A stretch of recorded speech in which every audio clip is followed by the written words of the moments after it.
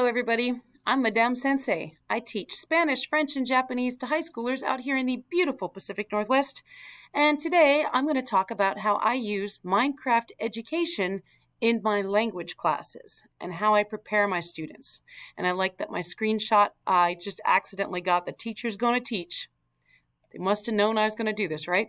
So let me tell you why I like Minecraft. The goal is not to use Minecraft, right? The goal is to use language. Minecraft is just a way to apply the language. So let's be absolutely clear about that. This is not a Minecraft lesson. It is a Spanish, a French, a Japanese lesson, and it just so happens that Minecraft is the tool that we're using. So most people are going to say, number one, the reason they turn to Minecraft education is for student engagement. And of course, that is huge. That is important. You already know that I am wildly into game-based learning because of the student engagement, because it lowers the student's affective filter. Students are just terrified. Oh my gosh, if I try to say arre out loud, I'm going to sound stupid. Everyone's going to laugh at me. I better not try to say arre at all. I'll just sit in the corner and be quiet. But when I get them playing a game, they don't care what sounds are coming out of their mouth. They just want to win the game. So that's why I turned to game-based learning. Minecraft gives me the extra wrinkle that now I can pump it up to project-based learning. So normally when we have a project, we either make a food in the class or we role play some stuff. And in Minecraft, even though it's really blocky looking, it feels so immersive. So like right now I'm building a subway station. Okay, so my students are going to learn how to buy train tickets and get on the train. I got to build one for Paris and I've got to build one for Japan, and it's taken a lot longer than I thought, but it is so much fun. It's very zen to build a Minecraft world, right? But I can really get to that project-based stuff. I can build an airport and have my students buy plane tickets. I can build a grocery store. I've got plastic food in the classroom, but if I wanted to do it on Minecraft, I could do that. Whatever project I could think of, I can build. Okay, now the thing I always have to tell my students over and over again is it's pointless to do this if you're not speaking in the target language. If you're not going to speak in French while we have Minecraft on, then I'll just turn off Minecraft and we'll do something else, okay? My job is to teach you French or Spanish or Japanese or whatever. And if you're not using it, then, I've got a million other tools we can go to. Haven't had that problem yet. The students are 100 million% invested. Okay.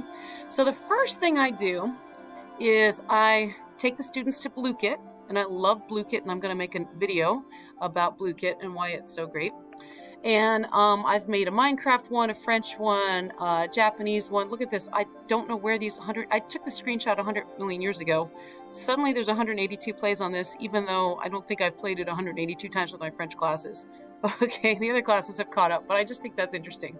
Obviously, other French-speaking students are learning to play Minecraft, which is great. But I just made depending on the language, I needed more questions. But, these are the basic things you're going to see. You're going to probably see a cow walking past. But so you need to know the word for cow. You need to know the word for block. You need to know the word for wood. You need to know all the color words. Okay, well, actually, my students already know the color words, so I don't think I put that in there. And just so you know, yes, indeed, before we even play Blue-Kit, I have a Blue-Kit game for my students so that they can yell at each other in whatever target language we're working on. So we do Blue-Kit, which is a glorified flashcard game, and I have a different video about Blue-Kit. Okay, then I do 3 different levels of Quiz Quiz Trade. Quiz Quiz Trade is a Kagan technique, and I find it really gives me a lot of bang for my buck. If I could only do a handful of techniques in class, I would definitely always do Quiz Quiz Trade as my opener. That's always the kids come in and we start with the Quiz Quiz Trade. Okay, so what happens in Quiz Quiz Trade is every single student has a card in their hands. And on the card is written different things. Okay, so I've got a class of 36 students. I've got 36 different cards. No 2 cards are the same. 2 students go up to each other and they either show them what's on the card and have the other student pronounce it and tell them what it means, or they ask the question on the card, or whatever level I have it at. So I'll explain it more deeply in a moment, but basically the students agree on what the card says, and then when this student gets it right, the student with the gray sweatshirt will give it to the student with pink sweatshirt. Student with pink sweatshirt will give the student with the gray sweatshirt their card as soon as they answer it or translate it or whatever I'm having them do. Okay, that's the quiz part, and then they trade. Then they turn around and walk off and find 2 other people. So one card can travel around the room 3 times in 10 minutes. And I put myself in the game too. And that way I can hear my students pronouncing, and they can come up and ask me questions in the target language, como se dice, blah, blah, blah, in English, and so I can help them out on that. But, putting myself in the game shows them that I'm serious about this.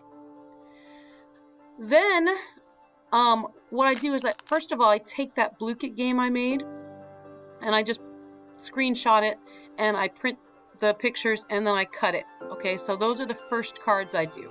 So the very first time the kids see cards, it's very simple stuff. This is to put her to place. This is a block. This is wood. Okay? And they go around the class just identifying stuff. And yes, I've got the pictures there. That's okay. All right? They're just getting used to the vocabulary. All right?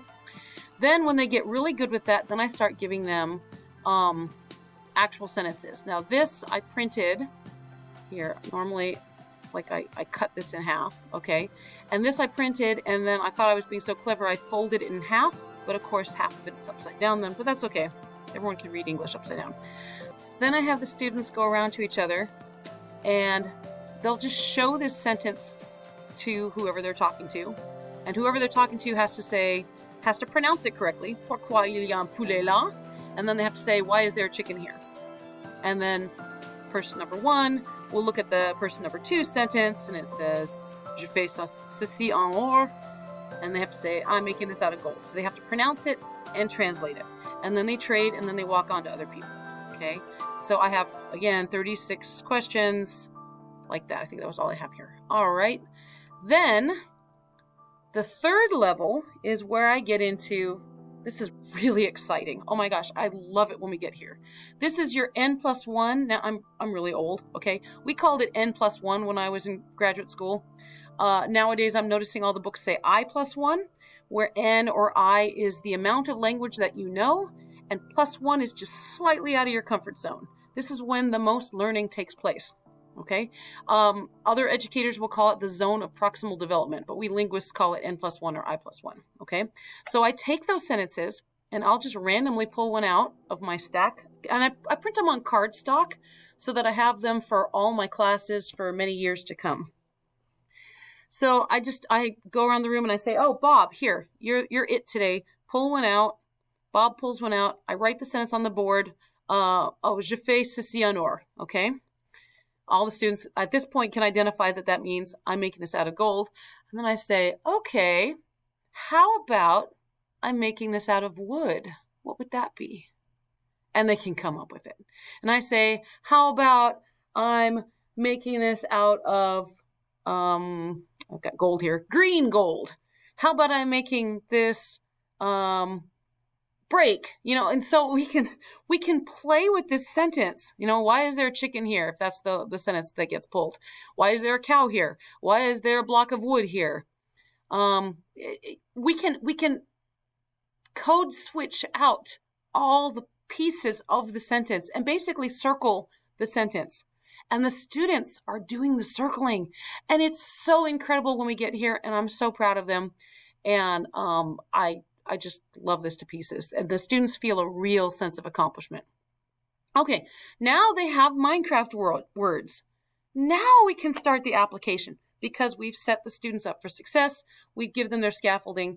They're not going to be tempted to speak in English because they know how to say it all in French and Spanish and Japanese, whatever language you're teaching, okay? I learned this the hard way because my students already knew Maître a couple of years ago, and we're playing Minecraft and they couldn't figure out how to say I'm placing a block. And I'm like, you know the word Maître. You use it all the time for setting the table.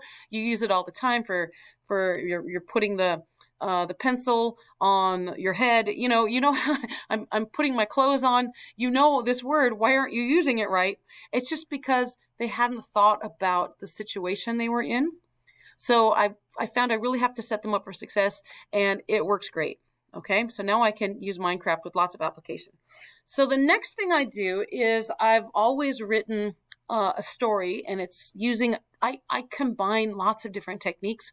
So the story is combining techniques from the Guided Language Acquisition Development, GLAD, big book, and also TPRS, Teaching Proficiency Through Reading and Storytelling, and a good healthy dose of direct method. And I make a story about what our project is, basically. So this was a story about we're going to be gardening. All right. And then I always give the students a worksheet to fill out while they're building. Okay. Because remember, the whole point of this is application of language. I don't really care if they can play Minecraft well. I just care, can they speak in the target language? Can they write in the target language? Can they read the target language? Can they hear the target language? That's all I care about, right? I've started doing lots and lots of metacognition, which I think it really helps the students get ownership over their learning. So I've been starting every worksheet with a question and ending every worksheet with a question just about metacognition. Okay, how do you feel you're going to do? Now, the students are really, really worried about speaking in the target language for the entire hour and 20 minutes. We're on a block schedule. And so some days I have my students for 50 minutes, and some days I have them for an hour and 20, and some days I have them for 35 minutes. All right.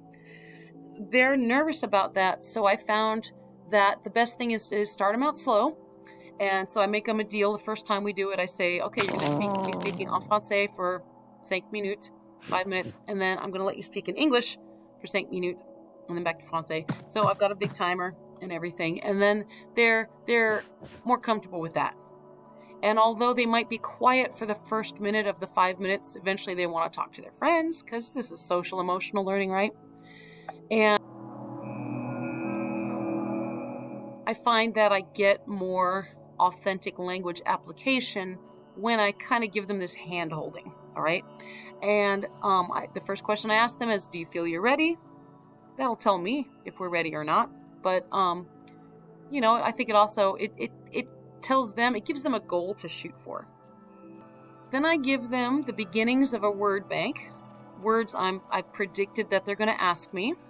I know that they're going to mess up the spelling of de l'eau, so I wrote that there. De la nourriture, they can never remember. And then I remind them of their get out of jail free card, which is como dit-on blah blah blah en français, or como se dice blah blah blah en español, or blah blah blah wa nihongo de nan to imasu ka, or whatever they need to ask me. And then it's a living word bank, so they can write down whatever they want. And then I have them start planning what they're going to do. They were building a zoo, okay? So we were working on être and avoir, to be and to have. And so I wanted them to match conjugate verbs to nouns, basically. Now, I had a beautiful, absolutely gorgeous example of why I love doing this kind of thing. But somehow, the film I made of my students was corrupted, and maybe I could get to it on a different computer, but on my school computer, it says it can't play the file, and I'm really disappointed because I was going to show you this amazing thing, but I'll just tell you instead. So we're working on a French garden.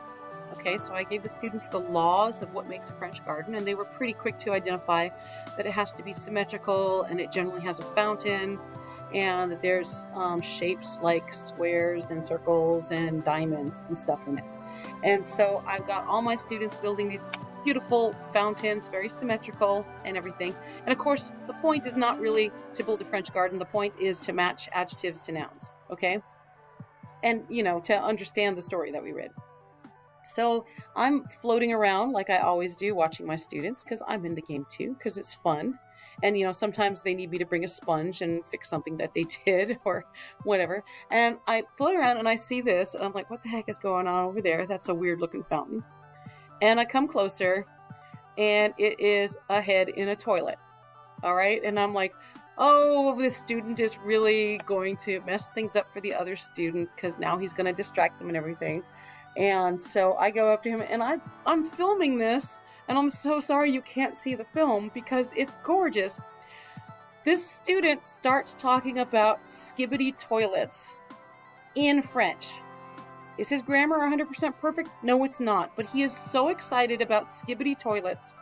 And everybody at his table is clinging to his every word. And they're having this giant conversation about skibbity toilets. Now, I'm 54 years old, okay? I don't get skibbity toilets. I know that there's a meme out there. I know it's weird. Okay, don't even bother looking it up. Just know it's the young whippersnappers and their kind of crazy humor that doesn't make any sense. So, but I was so happy to hear him talking about skibbity toilets in French, and everyone at his table going on and on and on about skibbity toilets. And that was what we wanted, right? That's all we cared about, was using French. So I'm so thrilled about this, and they were excited, and they can't wait to get back to their gardens tomorrow. So if you want to talk to me about this and help me brainstorm ideas and help me build worlds and stuff, I would absolutely love it. I can be reached at studio-nemo.com. I'm very active in the Duolingo Educators Network and also the Minecraft Education Ambassadors and the Minecraft Teachers Lounge.